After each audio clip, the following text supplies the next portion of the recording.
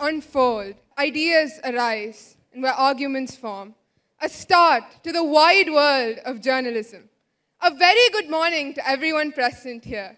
Have you ever wondered who is behind some of India's most fearless journalism? It's Ms. Shoma Chaudhury, an award-winning journalist, founder of Synapse, Think, and Algebra, all platforms for discussion and debate. She's also the founder of Lucid Lines, a company passionate about ideas and conversation. Ms. Shoma delves into aspects ranging from science to politics, technology to economics, leaving no field uncharted. She's respected for her eloquence and her ability to counter any argument. She truly is the personification of the phrase, never say no to a challenge. She's anchored more than 500 of the world's leading personalities. Ms. Shoma, you leave us in awe. Without further ado, please join me in welcoming the reliable, the resilient Ms. Shoma Chaudhury. A huge round of applause.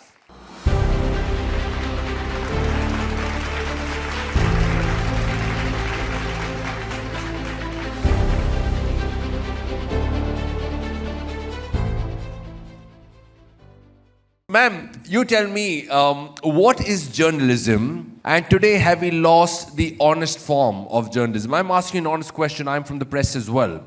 And credibility is something we live on. News is something we work for. Do you believe that we have lost credibility? Because we think the nation wants to know, the nation wants to know, the nation wants to know. But sometimes they don't want to know that, you know? So give me your idea on journalism today, ma'am. What is the power of media stroke journalism today? Good morning, everyone. It's absolutely wonderful to be here. You have a fantastic campus, and this is my first time in Coimbatore, and I'm absolutely floored. So thank you very much for inviting me, and it's really, really wonderful and energizing to be here. Vis-a-vis the question that you just asked me, I think it's so connected with the session right now. You know, yes, I started with journalism straight after college, and it was really a profession of idealism, you know, because journalism is like being a doctor, being a teacher. Even before you think what you can earn, it's really something that you have to, it's like a calling, you know, because it's a trust that public have in you, and you have to wield that with a lot of sense of, as I said, idealism and morality. Also because you're interpreting the world for others. So what you say really matters. Today, you know, I don't want to disappoint a lot of people who want to be journalists, but it is a time of great distress because I think words have ceased to matter. You know, there was a time when you said a word in public, you had to be accountable for it because that word has power to impact other people's lives, not just through inspiration, but you can damage, you can harm, you can create war, you can create hatred, you can create conflict with the words you use. So when you said something in public, it had to have credibility. It had to be backed by facts. And today we have a strange situation where through social media, anybody, whatever is your mood, what is your opinion, whatever is your bias, you can put it out in the public domain and it really impacts lives. So today, and that in its own way then forces newsrooms to really vie for attention rather than credibility. Who can be faster, who can be angrier, who can make you more agitated than more reflective. So in those ways, journalism is really letting itself down. And I'm so glad that SSVM is focusing on the power of words, because words is action. You know, it's not just words, it's action. So that's my sense of journalism. Okay, ma'am, but as we move on, you know, it's not necessary for all of them. I want them to understand one thing, which I truly believe. It's not all of you all who want to become journalists who have a voice. We are the largest democracy in the world. And ma'am, I would like to understand, where is the power of citizen journalism? That's something that we have not focused on, because everyone, whether it is their home, whether it's their area, whether it's their community or their view, they also can become journalists without becoming journalists. Citizen journalism is a lost art in our country. Do you believe that all of them can empower themselves with the voice that we all have today, ma'am? Yeah, so, you know, what I would like to say is that it's not even about journalism. I think the critical word you used is to be citizens, you know, and to be citizens means to be awake. to be alert, to be a participant in society. And so it's not just about whether you're raising your voice for, even when you're receiving information, you're a journalist. So everybody who watches news, everybody who reads, everybody who's on Instagram or social media, at heart, you're a journalist because you're participating in a two-way process about information. And today, when, there's so many sort of agitated, polarizing viewpoints, as citizens, you must have a hunger to know that when someone is saying something, are they backing it with facts? As not just as a journalist, but as a citizen, as a mother, as a woman, as a daughter, as a professional, as someone who loves, a whole range of things. I have trained myself, not just as a journalist, I keep repeating, that when I hear something, I want to know whether it's backed by facts or is it just backed by someone's opinion. And if someone is saying something, I like to go and look for the opposite view as well so that I get a whole picture. So just by virtue of being young people, you are a journalist because you're processing information. Super, perfectly said. Coming from someone like you, I think it really is going to be inspiring for them as well. To understand your power is the greatest strength of transformation. Ma'am, I would love to go into the people you have interviewed before we start our interview. You've interviewed a lot of people, we'll talk about that. But I want these young minds who get impacted and influenced very easily. I'll ask you a straightforward question because sometimes journalists love to ask those questions. I would like you to answer these questions as well. On mainstream media today, on the television channels, are they reporting news for the people or are they reporting news for a party? Is news bought? Is news a marketing tool or is news an information platform for the common man? What is happening today, ma'am? I don't want to speak in absolute sweeping statements because, again, that's something which is, I could rouse up everybody by saying the popular thing and denounce everybody. But yes, as I said earlier, it's a very, very worrying situation because the news, like I said, for doctors and teachers, this is something that you hold in public trust. Today, the channels and other media are being forced, not forced, they're fantastic people in every media house, but the whole business of news has become about TRPs, has become about eyeballs, and there again, I want to put the participation of us. What do we reward? Do we reward those who make you angry, who make you polarized, who call people anti-national and terrorists and, Muslim haters, Hindu haters? That by participating in that, by watching those channels, you are actually reinforcing that that is what works. So I bring that back, that as citizens, you can shape the society, you can shape the discourse. Stop rewarding those who peddle hatred. But in terms of your question that is news today for business? Unfortunately, it is. And again, I want to bring that back to us because what is it that we can do? And the reason the news across the world has become like this is because advertisers are paying for it, not us. So we are happy to pay for a cup of coffee.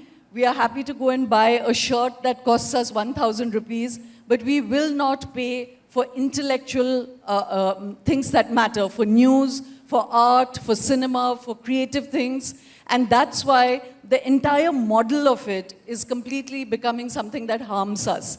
So I bring that back to each of us. Yes, the world of news has become very compromised. Not all of it, but too much of it. And we have to take it back.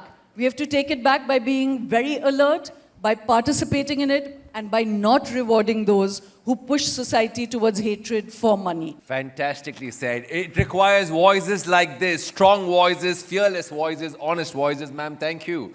They're very well said. You've interviewed so many men, but it's now time for us to go into our hot interview today.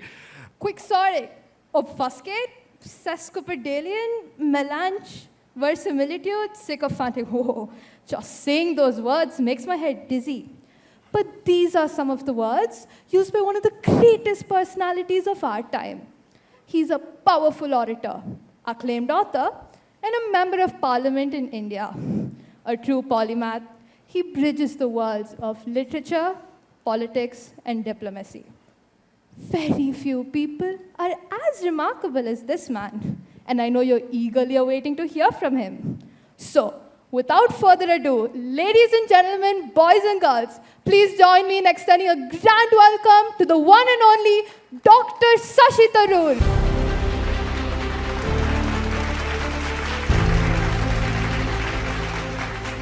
Hello, Shoma. Hi, Shashi. Shashi, it's fantastic to have you with us, but I just wanted to frame the conversation before diving into the interview. You know, wonderfully, SSVM has framed this session as words and wisdom. You know, Dr. Tharoor has just written a book called The Wonderland of Words, and there are two beautiful quotes there which I wanted to share with you. One is from the poet Rumi, where he says, "Don't raise your voice, raise your words. Because it's rain that makes flowers bloom, not thunder."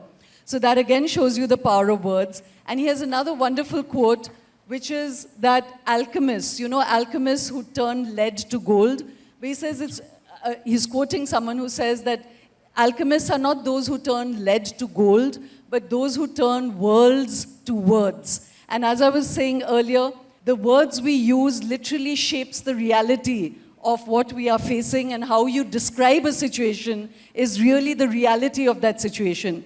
If something bad happens to you, you call it a disaster, you're overwhelmed. You call it a challenge, you can overcome it. So that's the power of words to change the nature of reality. And language is so important, especially in a country like India. I don't know if many of you know the statistics.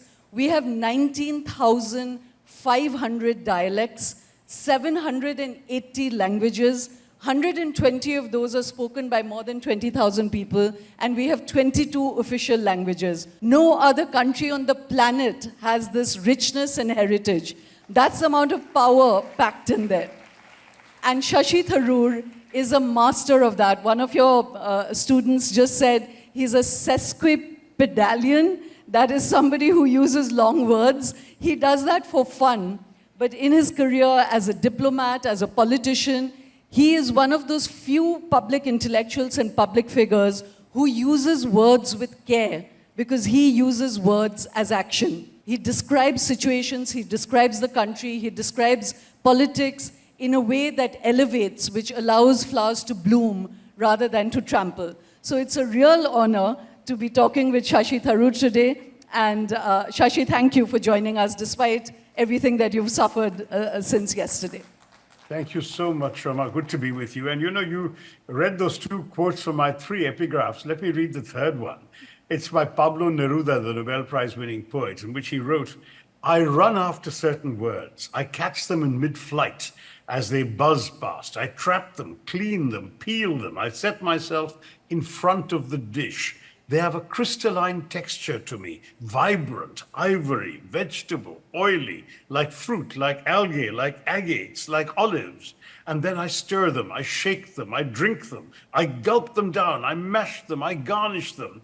I leave them in my poems like stalactites, like slivers of polished wood, like coals, like pickings from a shipwreck, gifts from the waves. Everything exists in the word." It's such a powerful way of evoking the various ways in which words can be to all of us. So Shashi, I wanted to start with the fact that really, you know, we had Suhani just doing a fantastic show about magic, but I really treat words as magic. Like I said, it can alter realities. So just to personalize this a little bit, Shashi, where did your fascination for words begin? When did you begin to see it as a tool of power and shaping reality? In my childhood, Shoma, I was an asthmatic child. And not only was I rather severe asthmatic, it was in the days before inhalers and nebulizers and so on. So all you would get were these very powerful tablets that made your heart beat like a percussion drum, and you couldn't sleep. So I would sit up in bed, barely able to breathe, whole day and night when I was ill, which was at least once a week, if not more often. And what do you do in those situations? I couldn't, there was no television in the Bombay of my boyhood. There was no, of course, no Nintendo, no PlayStation, no laptops, no mobile phones. What there was books. And I therefore started reading precociously young. And because I was the eldest child in the family, started reading my parents' books before I could understand them. But the result was that I read widely and indiscriminately, and I acquired a wide variety of words. I hardly needed to look up a dictionary because when you come across the same word in 3 different books in 3 different contexts, you understand the meaning, the uses, the nuances. And then it helped that my father was a bit of a word nut himself. He had grown up in a Malayalam medium school in a village in Kerala, got to England and essentially taught himself the King's English, later the Queen's, was very, very addicted to words, wrote the most beautiful letters, really, so evocative, so touching. But he also just loved words for the pleasure they gave him. So he discovered Scrabble. And when he moved back to India in 1959, he was desperately looking for other people who knew about Scrabble, which didn't exist in India at the time. And he managed to get a few friends, also basically UK returned, to start playing Scrabble with. They would have weekends of just doing nothing but playing Scrabble. When my sisters and I were born and started growing up, he got us involved in word games. He would write a big long word on a piece of paper and make us derive shorter words from it, for example. Right. So I, being the older child, had to get words of 4 letters or more. My sisters initially were allowed to have 3 letters and more. So we discovered the fun of words. Sometimes he would give us jumbled letters, and if we could get them all together into one word, then we got a prize, this sort of thing. So word games were very much a part of our family life growing up. He even invented what later got, I suppose, reinvented as Wordle, which is that he would imagine a word in his head and ask us to guess it. The Wordle is much more helpful. It gives you green squares when you get the word in the right place and yellow squares when you get the letter in the wrong place and so on. My father would just tell us how many letters we got right in his 5-letter word. And we had to then guess. The whole thing was, words became an object of fun. But I do believe it's important to add one thing. He also taught me that words matter precisely because of what they convey. It's never words for their own sake. Words can be fun for their own sake, but ultimately they matter because your own thoughts are inchoate until you can put them into words to convey them to others. And so using words to embody thought and ideas is what I grew up valuing from a very young age. I'm so glad you emphasized that, Shashi, because yes, words for fun, words for pleasure. But I wanted to share with the audience somebody that I just interviewed yesterday, in fact, and it pertains to the idea of words. I don't know how many of you know Murlikant Petkar. This is the time of Olympics and Paralympians. He is actually the first Paralympian in India to win the gold. And he was a soldier. He took 9 enemy bullets. He was paralyzed at 19. And then he convinced himself that he was not going to be defeated by that. He did not call it a disaster. He called it a challenge. And he ended up being the first gold medalist of India. He still has a bullet in his spine. It cracked his skull, all of that. But the reason I say this, Shashi, is that when he was a child, his village used to call him Chandu. And that made him so angry, because it was a token name. And he used the power of words. He said, I'm not Chandu, I'm a champion. And he said that when he was 7 years old. And he ended up facing so many hardships, but the word champion was so powerful in his mind that even after he was paralyzed, even when he was in a coma for 2 years, he still ended up living out the dream of the word in his head, which was to be a champion. And Shashi, so that brings me back to you. You wrote your first book when you were 10 years old. It was actually published, You started writing when you were 6 years old. And right through your public life, you've used the power of words. So I actually want to focus on a few words that I think a student community would care about.